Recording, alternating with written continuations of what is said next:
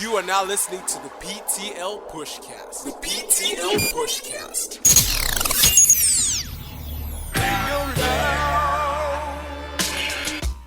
Welcome to the PTL PushCast, brought to you courtesy of PushThatLife.com. Recording out of Yip Yap Media in Lusaka. Shout out to the Passion High Five for the soundtrack. I'm JJ and he's Chromes. Let's have the rundown. Checking out what's going on today. J-Rocks talks about artists being accountable for their music. Sex toys being sold here in Lusaka. There's some culture attached to that. We'll be talking about that. Drake, Frank Ocean, Kanye West, and Justin Bieber are at the forefront of boycotting the Grammys. We'll be talking about that too. And the big talking point today is Macky 2's Favour video. They're drones. But before we get into that, drones in the video. But yeah, stick around for that. PushCast. Zambian music artist J-Rocks has recently released his critically acclaimed Lusaka album, and he's featured on Raw Conversations with Chromes. He had this to say about artists being accountable for their music.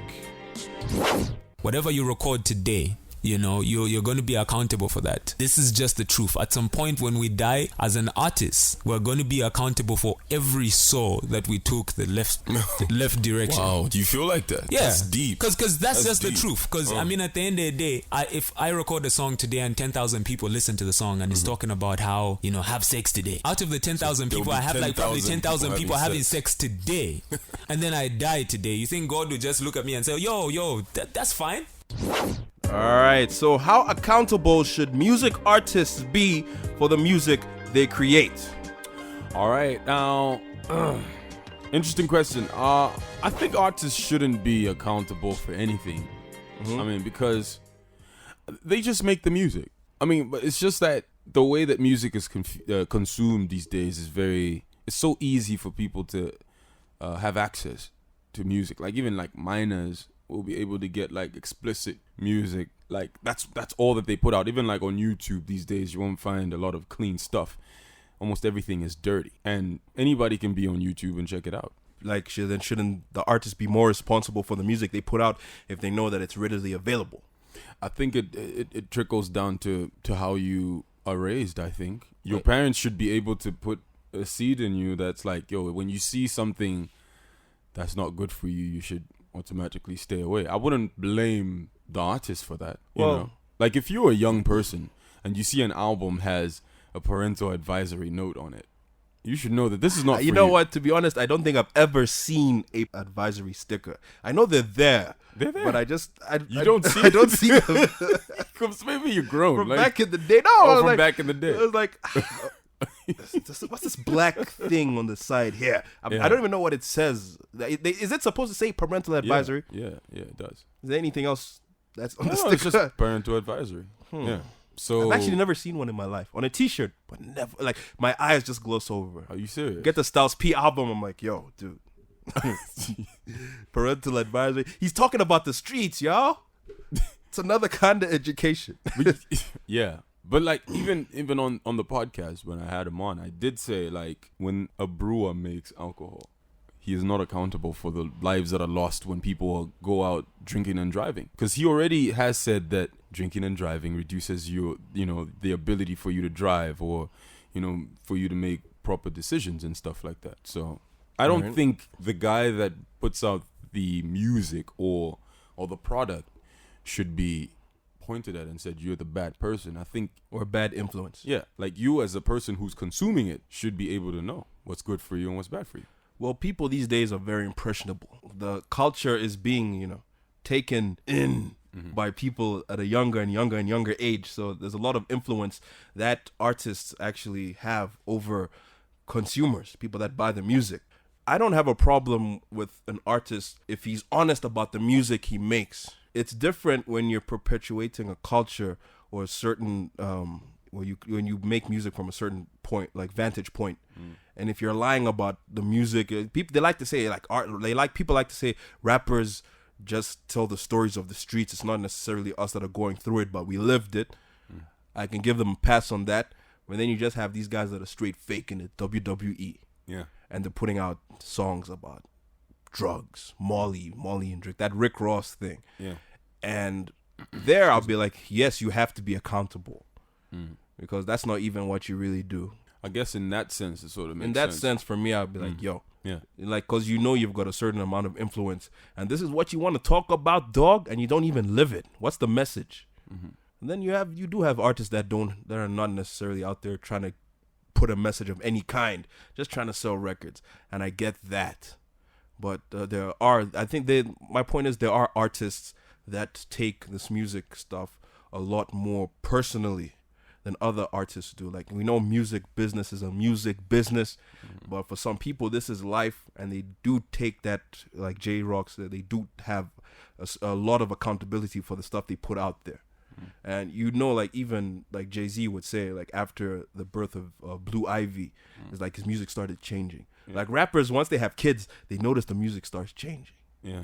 And is this actor? It was Damon Wayans. He was back in the day from In Living Color. He did a lot of risque stuff on In Living Color, and then he said he made this movie Blank Man. I don't know whether you remember Blank Man. No, I don't remember that. It's Damon Wayans stuff. Let me just put it that way. He said he made Blank Man for his kids because he didn't want the only movies that are out there to be like more money and like my kids can't watch this. I want something my kids can see me in that they're able to like watch without having to have the swear words. Damon Wayans was pretty raw back in the day. Artists, I think eventually artists are all going to change, and they do hold a certain influence, but I think to a certain degree they should be accountable for the stuff that they put out there. Yes. All right. Okay, so LusakaTimes.com has an article about sex toys being sold right here in Lusaka, and has started a very interesting conversation. Based on the reactions, you've got women saying men don't satisfy them, and the men saying they look elsewhere for action because women go cold after marriage. It's another battle of the sexes. Excuse the pun. Now, do you think we're going to start seeing more of these sex shops around town, JJ? They're already there. You just don't see them, on the street. But I know, like, I've got friends that are girls, girlfriends, friends that are girls, that they tell me that they I've got people who know people. They get this stuff out there, but it's not something that in Africa and Lusaka and Zambia, it's not something that you'd probably want to have out in the open. But it's there. Yeah, it's there, and maybe there's a bit of a stigma around sex toys. A lot of stigma. There's a lot of stigma around sex toys. The way there was a similar stigma around condoms. How uncomfortable you'd be going into a gas station or a pharmacy and you buy condoms and you'd be like, can I have the what you say? I want the what? Condoms. That sort of reminds me of a little experience. I went into a store and I wanted blank CDs to like burn. Okay, CDs. Okay. I was like, I thought you meant the colloquial term for condoms. Yeah, but I said I want blank CDs, and the lady in the store actually thought I wanted condoms. That's what that's exactly what they called them. Yeah. Like, so I'm like, no, that's not what I want. And we had like a little line moment, but yeah, go ahead. Yeah, so it's out there. Then you also have these, what do you call them? These nyangas. Nganga. Nganga. Locally. Nganga. Been watching a lot of Sibaya. Sorry. They say Nyanga over there. Nyanga. Okay. You've got these like traditional healers, quote unquote. We're handing out pamphlets. Give people pamphlets to go hand out to bring back a lost lover. Yeah. Have revenge on your ex. Yeah. And have a strong erection. Yes. There's a bunch of stuff. So like having a sex shop is I think just an extension of something like that. If you're gonna go to a traditional healer, quote unquote, I don't know how traditional these guys are. If they're so good, why do they need people to go out and hand flyers? Why don't they just do why don't they just get those boards and do their muti, and then we all just go there, custom, problem solved. But anyway, I digress. Yeah, you threw shade there, man. Hey, if you ever catch me at a traditional healer, just don't post it on Instagram. But so it's the next thing. But I think there'll be more and more of these type of shops. I don't know what else to call them. Sex shop. It just sounds so vulgar. Like what? Like saying selling sex in the shop? You kind of are. But it's not just about toys and sex toys, there's also things like erectile dysfunction, and there are people that actually have genuine problems that these particular devices could actually help out with. So yeah, like Don't be embarrassed. That's what I'm trying to say. You've got a problem, don't be embarrassed. Yeah, Get your groove back.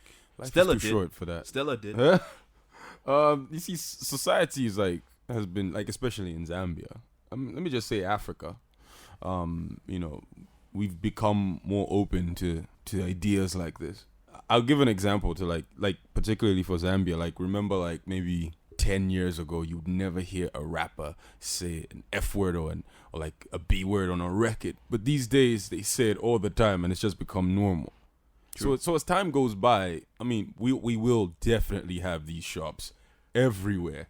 Yeah, best believe your girlfriend's gonna be in there. Yep. You sound like your bud put out a rap song. I might, actually. About sex toys. Maybe a line or two. Moving on, there's a Grammy boycott on the horizon. So far, Drake, Frank Ocean, and Kanye West, including Justin Bieber, are at the forefront. Bieber is nominated for 4 Grammy nominations and will reportedly not be in attendance. And word on the street is he thinks the Grammys are irrelevant. Kanye has been nominated for 8 Grammys and is also reportedly thinks that the awards are irrelevant. Frank Ocean believes the Grammys don't adequately represent black musicians. How huge of a blow is it to have these big artists snub the Grammys? Well, think about it. If you look back at how dominant black people have black people ever been dominant when it comes to the big categories like Album of the Year? No. True. Song of the Year? True. No. You see? And most of the music has been appropriated from black culture anyway. So these guys not being there is just going to be more seats for other white people to fill them. I know that sounds wrong, but that's just the truth. I don't think these guys care. It's different if you're not nominated, but these guys have been nominated. Yeah. So it's an obvious slight to the Grammys. Yeah. Saying I've been nominated, but I just don't care about it that much anymore. Yeah. So what would be a bigger award show than the Grammys right now? I guess the Kids' Choice Awards. Artists and actors take that very, very seriously because the kids are the ones that get to choose. Yeah. Yeah. Those are the ones growing up with their material. Right. But you see, Kanye brought up a really, really a major point when he said, every time I lost a Grammy, most times I've won so many Grammys, but every time I was put up against a white person, I always lost. He said that. So in a way, the Grammys, he's got over 21 Grammys, right? It's about that much. Yeah. And so the majority of those have been in categories that are particularly for black people, the urban categories, so to say. You got the white people dominating that too nowadays. Yeah, these days. Justin Timberlake, Adele. Exactly. Killing it. So Duffy, remember Duffy? Yeah, she won so many Grammys. Oh, her. Not to say that they don't put out good music though. I thought you said Dappy. Sorry. Duffy. Yeah, I remember. Mercy, the track Mercy. Yeah. See you young folk. No. Just what Migos. I thought you said Dappy. Yeah. Just what Migos. Yeah, bad and bougie. But yeah, so basically, when you see Kanye West's track record and him almost all the time losing to white people and just winning in the black categories, it's basically them just saying you're big in the black community, but when it comes to overall with creativity, that we don't really recognize your music like that. Well, Kanye is huge now, a lot bigger than he was back then. Yeah. So now is as good a time as any to win in those categories that you were talking about. Yeah. But he does have a very good point, especially with the African American entertainers being grouped together, and there aren't even that many. No, not too many. It's not the Grammys, but the Oscars. I still think going off topic a bit, Pharrell should have won that Oscar for Happy over Frozen. Of course. But then bringing it back a little bit, there seems to be, because it's a popularity contest, you do have a board that decides who wins and who doesn't win. And with the Oscars as well, with the Grammys, they're not that many. There's a percentage, a very small percentage of people of color that actually choose the winners, which really influences who wins. But that's just a representation of the American demographic. It's a representation, and there are not as many black people or Latinos as there are white people as a whole. Yeah. So even the people in the deciding committee, for lack of a better term, are probably going to lean more towards the music that they're more familiar with. Yeah. And that shouldn't be the case. Yeah. They should need to do their homework. And do. I think based on impact alone, Yeah. if you're going to tell me there a certain amount of people in the African American community, and then you got a black artist, for you might get most of the votes from the black people in that committee. Then you've got a country artist who's got a lot more fans. I think they should think about the impact. They're like, okay, this dude, if he's gonna have a bigger impact, it's a lot more than numbers. Mm-hmm. Like, I still can't believe Nas hasn't won a Grammy. Hello, Cool J's won a Grammy. Nas hasn't won a Grammy. And also, the time I knew the Grammys were messed was when Ludacris won the best rap album over Lupe Fiasco's Chicken and Beer. Yeah. No. Food and Liquor. Food and Liquor. Lupe Fiasco's Food and Liquor lost the best rap album of the year to Ludacris. That album with Runaway Love and Shake Your Money Maker. That one. What was it called? You remember? See, I don't even remember. What was the name of that album? Was it Back for the First Time? No. That was his first one. His first commercial one. But my point is, that Lupe Fiasco album, ask anyone. Yeah. They're like, yo, this album is dope. And that Ludacris album wasn't even his best album. No, it wasn't. But he won a Grammy for that. I was like, But then I guess the white people that voted were probably more inclined to know Ludacris's music because he had Shake Your Money Maker was like a #1 record. Still, so they would have heard of that over a Lupe who didn't really have any chart rap success. album, that was probably one of Luda's most commercial albums. And at that time, rap music was still about substance. And Lupe's album had that in spades. Yeah. So it's messed up. But will you be watching? I will. No. I want to see some of the performances. I'm not going to watch it. I'd rather watch the VMAs. All right, this is the PTL PushCast. When we come back, we've got the big talking point, and we're going to be talking about Macky 2. The PTL PushCast. We back. It's the PTL PushCast, and we're getting into the big talking point, where we go a little deeper on a topic making waves. The music video for Zambian artist Macky 2, titled Favour, dropped on YouTube a few days ago. And for an artist of Macky 2's stature, it is safe to say that this was a disappointing effort. The music video, not the song. Yep. So the question is it wrong to expect more from Macky 2? Yeah, man. Like, his track record so far with music videos it's been a bumpy road. You know, there are times when he would impress, and then other times where it's like, okay, what were you trying to do? And like with Favour, like the video, this is like, it takes him steps backwards. Like when you look at where he is now, and having a video like this, it's sort of like if these guys have reached a level that's like they're like on AKA's level, like for in Zambia. Yeah, they're like the Jay-Z's and the Kanye Wests in Zambia. Like they've hit that spot where it's like, yo, you are like the guy who all these kids are looking up to. And then you come out and put like product like that. I think it's not wrong to expect more from him because there are times when he has actually come through with great videos. So it's not like he can't make a great video. He makes a lot of money. He makes huge sums of money. And we all know, like, if you want a real good video, like good quality and stuff, you need to pump in money. That's what it is. You have to invest in it. And he's got that financial muscle. He's counting money in the video, bro. He's got cars in the video, bro. Yeah. There's Range Rovers. Expensive cars in the video. There are drones in the video. They're drones, right? Yeah. And those ain't cheap. No. Problem is you can see the shadows of the drones. Exactly. On the video. Like, who are these people who was the director of this video? Like, I'd like to know, who was shooting this video who didn't know that when the person who's in the shot has glasses on, you need to find a way to not be in the picture. In the glasses. Yeah. Couldn't you cameraman in the glasses. Yeah. Like even on the reflection on the sides of the doors. Like you guys didn't see that in the final product? Like even the smoke, the fake smoke that's passing across the screen. Are you serious? Come on. So you're like I was talking to someone and they told me like if you want to get a smoke machine, if you want to like book one, it's only like $500. $500. Probably costs more to render that smoke, that fake smoke in the graphics. Yeah. So what do you think? Well, I'm particularly disappointed in the quality of the video because I see a lot of. I try to be nice to my Zambian brethren, but I see a lot of rubbish out there, and unfortunately, the rubbish that gets put out there is supported a lot. There are a lot of stands in Zambia. I'm just going to put it out there. That's true. There are a lot of stands, and people don't take constructive criticism very well. As soon as you mention something is out of place, they just come out and call you a hater. Yeah. But I'm just gonna call it how I see it. There are better videos out there that don't have Range Rovers and BMWs in them.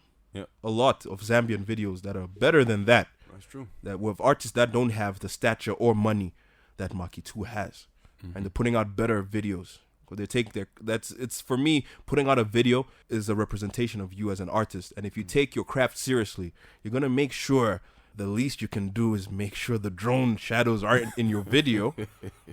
Yeah, that's true. See, what bothers me is this, right? When you have friends who are outside the country, right? They ask you, who's the biggest rapper in your country? And you say Macky 2. And then they search for his video, and then they see the Favour video. And then there are all those mistakes. They'll think you're lying. Yeah. They'll be like, come on, dude, you're trolling. Seriously. Like, the level that Macky 2 is at is the Zambian dream. Right. You know. That's where people want to get to. Yes. And he has a responsibility because now there are people that are up and coming that look at the flag bearers of the music industry and see what they do. Yeah. And if they want to be considered on the same level as a Macky 2 or Slap D when it comes to Zambian rap, and they look at that video, that's probably what they think. That's probably what they think. That's like, this is all I have to do to be considered. If I make a video of this quality, then I'm gonna be good. Macky 2 could have done so much better to like distance himself away from the pretenders. They're gonna have pretenders making videos like that and thinking it's okay.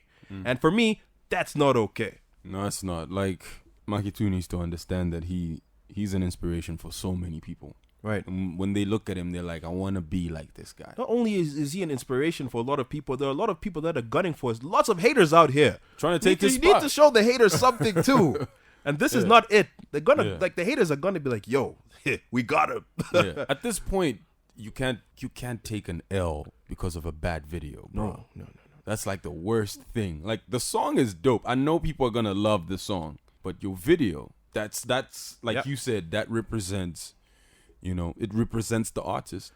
Yeah. So, I know, like, we're being critical, but I believe we're also being constructive. Yeah. We're not just taking shots. I hate that whole thing about being critical over something.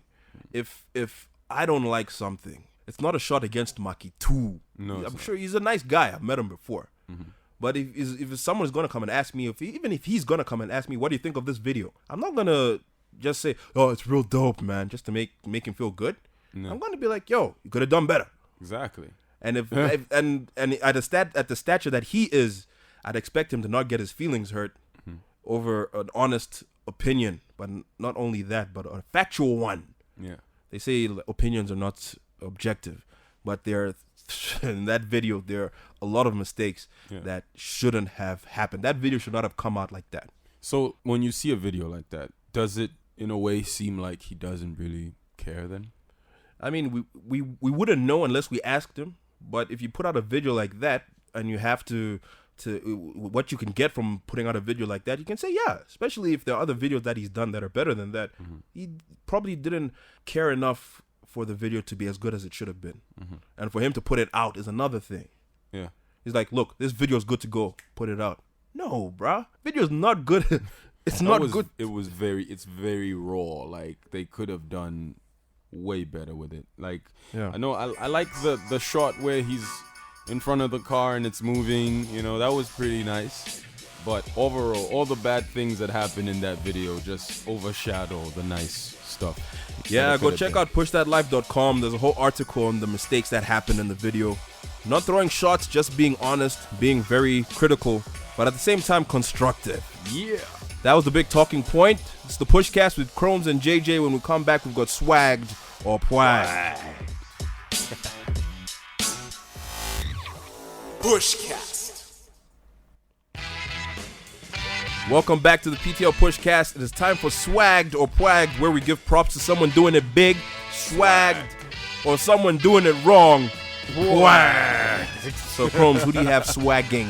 Kendrick Lamar, shout out to him. His album To Pimp a Butterfly will be immortalized in Harvard University's library. To Pimp a Butterfly will be archived alongside 3 classics.